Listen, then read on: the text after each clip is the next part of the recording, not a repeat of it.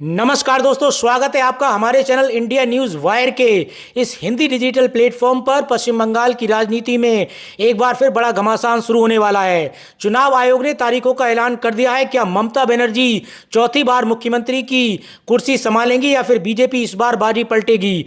आज हम आपको बताएंगे चुनाव का पूरा शेड्यूल और क्या कहता है ताजा ओपिनियन पोल। तो वीडियो को अंत तक जरूर देखें। इस बार पश्चिम बंगाल में चुनाव पिछले बार की तुलना में कम चरणों में होंगे। चुनाव आयोग ने इसे 2 चरणों में कराने का फैसला किया है।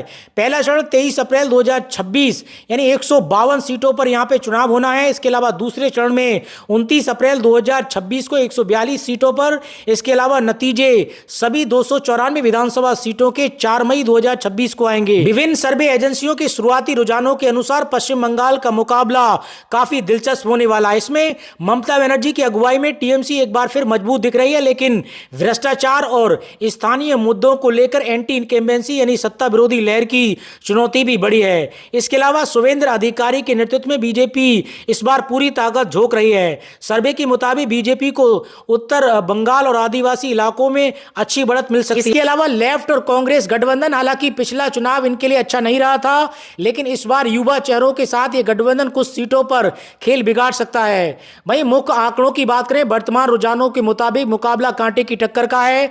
बहुमत के लिए 148 सीटों की जरूरत होती है। फिलहाल कोई भी पार्टी एक तरफा जीत की ओर दिखाई नहीं दे रही है। वहीं अगर पश्चिम बंगाल में इस बार चुनावी मुद्दों की बात करें तो कानून व्यवस्था, राज्य में चुनावी हिंसा और चुनाव सुरक्षा एक बड़ा मुद्दा रहेगा। सरकारी योजनाओं की अगर बात करें तो लक्ष्मी भंडार जैसी योजनाओं का असर महिला वोटरों पर पड़ सकता है। इसके अलावा भ्रष्टाचार के आरोप, ईडी और सीबीआई की छापेमारी चुनाव में बड़ा नैरेटिव सेट कर सकती है। तो दोस्तों, क्या आपको लगता है कि ममता दीदी अपना किला बचा पाएंगी या बीजेपी बंगाल में कमल खिलाएगी? अपनी कीमती राय कमेंट बॉक्स में जरूर बताएं। तो आइए बिना किसी देरी किए हुए जानते हैं जिलावार पश्चिम बंगाल की सभी 294 विधानसभा सीटों का सबसे सटीक और ताजा ओपिनियन पोल। उससे पहले आपको बता दें कि पश्चिम बंगाल में किसी भी पार्टी को अपनी सरकार बनाने के लिए कम से कम 148 सीटों की जरूरत होती है। तो आइए किस पार्टी के खाते में कितनी सीटें जाने का अनुमान है, आइए जिलावार जानते हैं। तो आइए सबसे पहले बात करते हैं पश्चिम बंगाल की राजधानी और कोलकाता जिले की। तो यहां पर कुल 11 विधानसभा की सीटें हैं और इन 11 सीटों के ताजा ओपिनियन पोल सर्वे में टीएमसी पार्टी को यहां पर 6 सीटों की बढ़त मिलती हुई नजर आ रही है। आईएनसी कांग्रेस पार्टी महज यहां पर 1 सीट पर सिमटती हुई नजर आ रही है। इसके अलावा भारतीय जनता पार्टी यानी बीजेपी के एनडीए गठबंधन को यहां पर 4 सीटों की बढ़त मिलती हुई नजर आ रही है। अन्य पार्टियों के खाते में कोई भी सीट जाने का अनुमान नहीं है। तो कुल मिलाकर अगर देखें तो कोलकाता में कहीं ना कहीं टीएमसी एक बार फिर से बाजी मारती हुई नजर आ रही है, यानी यहां पर टीएमसी को अच्छी खासी बढ़त मिलती हुई नजर आ रही है। इसी के साथ अब पश्चिम बंगाल के अगले जिले की बात करें, अगला जिला है मुर्शिदाबाद। मुर्शिदाबाद में कुल विधानसभा की 22 सीटें आती हैं और इन 22 सीटों में अगर देखें तो टीएमसी पार्टी यहां पर एक बार फिर से बम्पर सीटें जीती हुई नजर आ रही है। टीएमसी पार्टी को यहां पर 16 सीटों की बढ़त का अनुमान है। तो वहीं राहुल गांधी की कांग्रेस पार्टी को यहां पर 1 सीट की बढ़त मिलती हुई नजर आ रही है। वहीं एनडीए यानी भाजपा शुभेंद्र अधिकारी के नेतृत्व में एनडीए को यहां पर 5 सीटों की बढ़त का अनुमान है। अन्य पार्टियों के खाते में कोई भी सीट जाती हुई दिखाई नहीं दे रही है। इसी के साथ अब आगे बात करते हैं कूच विहार की। तो कुल यहां पर 9 विधानसभा की सीटें हैं और इन 9 सीटों पर अगर देखें तो टीएमसी पार्टी को यहां पर 6 सीटों की बढ़त का अनुमान है। इसके अलावा कांग्रेस पार्टी यहां पर शून्य पर दिखाई दे रही है। एनडीए बीजेपी के एनडीए को यहां पर 1 सीट की बढ़त का अनुमान है और अन्य पार्टियों के खाते में कोई भी सीट यहां पर जाती हुई दिखाई नहीं दे रही है। इसके अलावा आगे बात करते हैं पूर्वी मेदिनीपुर की। तो कुल यहां पर 16 विधानसभा की सीटें हैं और इन 16 सीटों के ताजा ओपिनियन पोल सर्वे में अगर देखें तो टीएमसी पार्टी को यहां पर 12 सीटें मिलती हुई दिखाई दे रही हैं। वहीं कांग्रेस पार्टी को यहां पर 1 सीट जाने का अनुमान है। तो वहीं भारतीय जनता पार्टी की बात करें तो यहां पर 3 सीटों पर बीजेपी के एनडीए यहां पर एनडीए सिमटता हुआ नजर आ रहा है। वहीं अन्य पार्टियों को यहां पर कोई भी सीट मिलती हुई नजर नहीं आ रही है। इसी के साथ अब आगे बात करते हैं, अगला जिला है पश्चिमी मेदिनीपुर।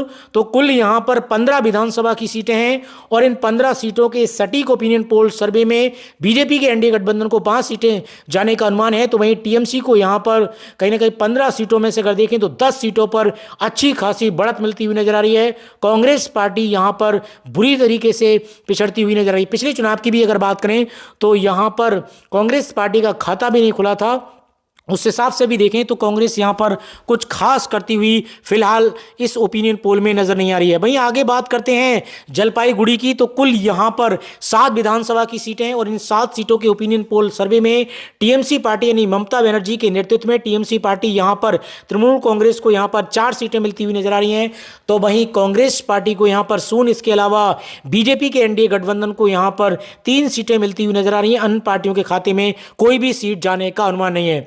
इसी के साथ अब आगे बात करते हैं अलीपुरद्वार की। अलीपुरद्वार में कुल 5 विधानसभा की सीटें हैं और इन 5 सीटों के ओपिनियन पोल सर्वे में टीएमसी पार्टी को 4 सीटों की बढ़त का अनुमान है, तो वहीं आईएनसी यानी कांग्रेस पार्टी को यहां पर 0 सीट मिलती हुई नजर आ रही है। एनडीए को महज यहां पर 1 सीट की बढ़त का अनुमान है। अन्य पार्टियों के खाते में कोई भी सीट जाती हुई दिखाई नहीं दे रही है। इसी के साथ अब आगे बात करते हैं, अगला जिला है कलिम्पोंग। यहां पर कुल जो है वो 1 विधानसभा की सीट है और ये 1 सीट की बात करें तो कहीं ना कहीं एनडीए के खाते में जाने का अनुमान है।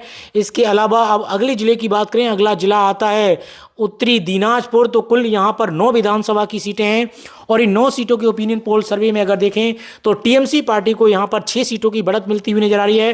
कांग्रेस पार्टी को 1 सीट की बढ़त का अनुमान है। वहीं एनडीए को यहां पर 2 सीटें मिलती हुई नजर आ रही हैं। अन्य पार्टियों के खाते में कोई भी सीट जाने का अनुमान नहीं है। इसके अलावा अब आगे बात करते हैं दक्षिण दिनाजपुर की, तो कुल 6 विधानसभा की सीटें हैं और इन 6 सीटों के ओपिनियन पोल सर्वे में अगर देखें तो बीजेपी को यहां पर 2 सीटों की बढ़त मिलती हुई नजर आ रही है, तो वहीं कांग्रेस पार्टी शून्य पर नजर आ रही है। टीएमसी पार्टी कहीं ना कहीं दक्षिण दिनाजपुर में भी बढ़त हासिल करती हुई नजर आ रही है। कुल मिलाकर आप देखें तो 294 विधानसभा सीटों में से 101 सीटों के आंकड़े सामने निकल कर आ चुके हैं, जिसमें से ममता बनर्जी की टीएमसी पार्टी यानी तृणमूल कांग्रेस को यहां पर 68 सीटों की बढ़त मिलती हुई नजर आ रही है। कांग्रेस पार्टी इन 101 सीटों में से अगर देखें तो महज 4 सीटों पर सिमटती हुई नजर आ रही है। और वहीं बात करें यहां पर शुभेंद्र अधिकारी के नेतृत्व में भारतीय जनता पार्टी एनडीए को यहां पर 29 सीटों की बढ़त मिलती हुई नजर आ रही है। अन्य पार्टियों के खाते में यहां पर कोई भी सीट फिलहाल इन 104 सीटों में से जाने का अनुमान नहीं है। तो कुल मिला के अब आगे बात करते हैं, अगला जिला आता है दार्जिलिंग। दार्जिलिंग में कुल 6 विधानसभा की सीटें हैं और इन 6 सीटों में अगर देखें तो टीएमसी पार्टी कहीं ना कहीं 2 सीटों पर बढ़त हासिल करती हुई नजर आ रही है। इसके अलावा कांग्रेस पार्टी को यहां पर 1 सीट की बढ़त का अनुमान है। वहीं एनडीए को यहां पर 2 सीटें मिलती हुई नजर आ रही हैं। अन्य के खाते में 0 सीट जाती हुई दिखाई दे रही है। इसके साथ ही अब आगे बात करते हैं मालदा की। मालदा में कुल 12 विधानसभा की सीटें हैं और इन 12 सीटों के ओपिनियन पोल सर्वे में देखें तो टीएमसी पार्टी को यहां पर 7 सीटों की बढ़त का अनुमान है। कांग्रेस पार्टी यहां पर महज 0 पर नजर आ रही है। इसके अलावा एनडीए की बात करें, शुभेंद्र अधिकारी के नेतृत्व में यहां पर बीजेपी इस बार संघर्ष करती हुई नजर आ रही है, क्योंकि जिस तरीके से लोकसभा के जो नतीजे आए थे कहीं ना कहीं उसका भी इम्पैक्ट यहां पर देखने को मिल रहा है। तो कहीं एनडीए को अगर देखें तो कुल 5 सीटें मिलती हुई नजर आ रही है मालदा में। इन 12 सीटों में से अन्य पार्टियों के खाते में कोई भी सीट जाती हुई दिखाई नहीं दे रही है। इसके अलावा अब आगे बात करते हैं नादिया की। तो नादिया जिले में अगर देखें तो कुल यहां पर विधानसभा की 17 विधानसभा की सीटें हैं। टीएमसी पार्टी को यहां पर 11 सीटों की बढ़त मिलती हुई नजर आ रही है। कांग्रेस पार्टी की बात करें तो 1 सीट की बढ़त का अनुमान है। इसके अलावा एनडीए को यहां पर 4 सीटें मिलती हुई नजर आ रही हैं। अन्य पार्टी के खाते में यहां पर 1 सीट जाने का अनुमान है। इसी के साथ अब आगे बात करते हैं, अगला जिला आता है उत्तर 24 परगना। यहां पर कुल 33 विधानसभा की सीटें हैं और इन 33 सीटों के इस ओपिनियन पोल सर्वे में देखें तो टीएमसी पार्टी कहीं ना कहीं यहां पर 12 सीटों की बढ़त बनाती हुई नजर आ रही है। इसके अलावा आईएनसी कांग्रेस की बात करें तो यहां पर महज 1 सीट पर सिमटती हुई नजर आ रही है। एनडीए को यहां पर 9 सीटों की बढ़त का अनुमान है। अन्य पार्टियों के खाते में यहां पर कोई भी सीट जाती हुई दिखाई नहीं दे रही है। इसके अलावा अब आगे बात करते हैं, अगला जिला आता है दक्षिण 24 परगना। यहां पर कुल 31 विधानसभा की सीटें हैं और इन 31 सीटों के ओपिनियन पोल सर्वे में ममता बनर्जी की टीएमसी पार्टी की बात करें तो यहां पर 19 सीटों पर अच्छी खासी बढ़त कहीं ना कहीं दक्षिण 24 परगना में बनाती हुई नजर आ रही है। इसके अलावा कांग्रेस पार्टी की बात करें तो यहां पर महज 1 सीट जाती हुई दिखाई दे रही है। एनडीए को यहां पर 11 सीटों की बढ़त का अनुमान है। अन्य पार्टियों की बात करें तो यहां पर कोई भी सीट जाती हुई दिखाई नहीं दे रही है। तो कुल मिलाकर पश्चिम बंगाल की सभी 294 विधानसभा सीटों में से अगर देखें तो यहां पर 199 सीटों के अनुमानित आंकड़े सामने निकल कर आ चुके हैं, जिसमें से ममता बनर्जी की टीएमसी पार्टी को 130 सीटों की बढ़त मिलती हुई नजर आ रही है। तो वहीं कांग्रेस पार्टी को यहां पर अगर देखें तो 7 सीटों की बढ़त का अनुमान है। और यहाँ पर बीजेपी के एनडीए की बात करें, जो कि लगातार यहाँ पर नरेंद्र मोदी, इसके अलावा केंद्रीय गृह मंत्री अमित शाह लगातार यहाँ पर रैलियां कर रहे हैं और कहीं ना कहीं एक तरीके से पूरी ताकत कहीं ना कहीं बीजेपी के एनडीए ने यहाँ पर झोंक दी है। चाहे वो उत्तर प्रदेश के योगी आदित्यनाथ हो, इसके अलावा जो भी शीर्ष जो नेतृत्व है कहीं ना कहीं एनडीए का, वो पूरी ताकत कहीं ना कहीं पश्चिम बंगाल चुनाव जीतने के लिए पिछले चुनाव की तरह भी, अगर चाहे लोकसभा चुनाव की बात करें, इसके अलावा चाहे पिछले चुनाव की विधानसभा की बात करें, तो पूरी ताकत बीजेपी ने झोंकी। और इस बार भी एड़ी चोटी का जोर कहीं ना कहीं भारतीय जनता पार्टी यहां पर इस बार 2026 के पश्चिम बंगाल विधानसभा चुनाव में लगाती हुई नजर आ रही है। तो 60 सीटों के साथ यहां पर कहीं ना कहीं दूसरे नंबर पर भाई अन्य पार्टियों के खाते में यहां पर 2 सीटें जाती हुई दिखाई दे रही हैं। इसी के साथ अब आगे बात करते हैं, अगला जिला है झारग्राम। यहां पर कुल 4 विधानसभा की सीटें हैं और इन 4 सीटों के ओपिनियन पोल सर्वे में टीएमसी पार्टी को 2 सीटों की बढ़त का अनुमान है। कांग्रेस पार्टी यहां पर शून्य पर नजर आ रही है। वहीं एनडीए को पर 2 सीटों की बढ़त का अनुमान है। अन्य के खाते में कोई भी सीट जाती हुई दिखाई नहीं दे रही। इसके अलावा अब आगे बात करते हैं पूर्वी बर्धमान की, तो कुल 16 विधानसभा की सीटें हैं और इन 16 सीटों की ओपिनियन पोल सर्वे में देखें तो टीएमसी पार्टी को यहां पर 13 सीटें जाती हुई नजर आ रही हैं। इसके अलावा कांग्रेस पार्टी शून्य और वहीं एनडीए यानी बीजेपी को यहां पर 4 सीटों की बढ़त हासिल होती हुई नजर आ रही है। अन्य पार्टियों के खाते में कोई भी सीट जाने का अनुमान नहीं है। इसके अलावा आगे बात करते हैं बांकुड़ा की, तो कुल 12 विधानसभा की सीटें हैं और इन 12 सीटों में से अगर देखें तो टीएमसी पार्टी 7 सीटों पर बढ़त हासिल करती हुई नजर आ रही है। कांग्रेस पार्टी को महज 0 सीट मिलती हुई नजर आ रही है। एनडीए को यहां पर 5 सीटों की बढ़त का अनुमान है। अन्य पार्टियों के खाते में कोई भी सीट जाती हुई दिखाई नहीं दे रही है। इसके अलावा अब आगे बात करते हैं, अगला जिला है पश्चिमी बर्धमान। तो कुल यहां पर 9 विधानसभा की सीटें हैं और इन 9 सीटों के ताजा और सटीक ओपिनियन पोल सर्वे की बात करें तो टीएमसी पार्टी को 5 सीटों की बढ़त का अनुमान है। वहीं कांग्रेस पार्टी शून्य, इसके अलावा एनडीए को यहां पर 4 सीटें जाती हुई नजर आ रही हैं। अन्य पार्टियों के खाते में कोई भी सीट जाने का अनुमान नहीं है। इसके अलावा अब आगे बात करते हैं, अगला जिला है बीरभूमि। तो कुल यहां पर कुल 11 विधानसभा की सीटें हैं और इन 11 सीटों में से देखें तो टीएमसी पार्टी को यहां पर 3 सीटों की बढ़त का अनुमान है। कांग्रेस पार्टी को 1 सीट मिलती हुई नजर आ रही है। एनडीए की बात करें यानी बीजेपी की बात करें तो यहां पर कुल 7 सीटें मिलती हुई नजर आ रही है। तो कहीं बीरभूम में अगर देखें तो यहां पर भारतीय जनता पार्टी पिछली बार की तरह कहीं ना कहीं बढ़त बनाती हुई नजर आ रही है। अन्य पार्टियों के खाते में कोई भी सीट जाने का अनुमान नहीं। तो कुल मिलाकर देखिए पश्चिम बंगाल की 294 विधानसभा सीटों में से 251 सीटों के आंकड़े यानी अनुमानित आंकड़े सामने निकल कर आ चुके हैं, जिसमें से 159 सीटों पर टीएमसी एक बार फिर से सरकार कहीं ना कहीं बनाती हुई नजर आ रही है। वहीं अगर देखें तो 108 सीटों पर कांग्रेस पार्टी कहीं ना कहीं कांग्रेस पार्टी का पिछले चुनाव के मुकाबले जो कि शून्य पे थी पिछले चुनाव में, कहीं ना कहीं जो है वो थोड़ा सा वोट में इजाफा होता हुआ नजर आ रहा है। वहीं 82 सीटों पर अगर देखें पिछले चुनाव में कहीं ना कहीं 76 सीटों के लगभग भारतीय जनता पार्टी ने जीती थी। तो अगर देखें तो बीजेपी भी थोड़ा सा ग्राफ बढ़ता हुआ, लेकिन सरकार बनाने की स्थिति में फिलहाल बीजेपी इस बार इस ओपिनियन पोल के अनुसार तो नजर नहीं आ रही है। लेकिन अन्य की बात करें तो 2 सीटों की बढ़त इस बार अन्य के खाते में भी जाती हुई दिखाई दे रही है। इसके अलावा आगे बात करते हैं पुरुलिया की। तो पुरुलिया में कुल 9 विधानसभा की सीटें हैं और इन 9 सीटों में टीएमसी पार्टी को 6 सीटें जाती हुई दिखाई दे रही हैं। कांग्रेस का यहां पर इस बार भी खाता खुलता हुआ नजर नहीं आ रहा है। एनडीए को 3 सीटों के बढ़त का अनुमान है। अन्य पार्टियों के खाते में कोई भी सीट जाती हुई दिखाई नहीं दे रही है। इसके अलावा आगे बात करते हैं हावड़ा की। तो कुल 16 विधानसभा की सीटें हैं और इन 16 सीटों के ओपिनियन पोल सर्वे में टीएमसी पार्टी को 11 सीटें मिलती हुई नजर आ रही हैं। एनडीए को यहां पर 5 सीटों की बढ़त का अनुमान है।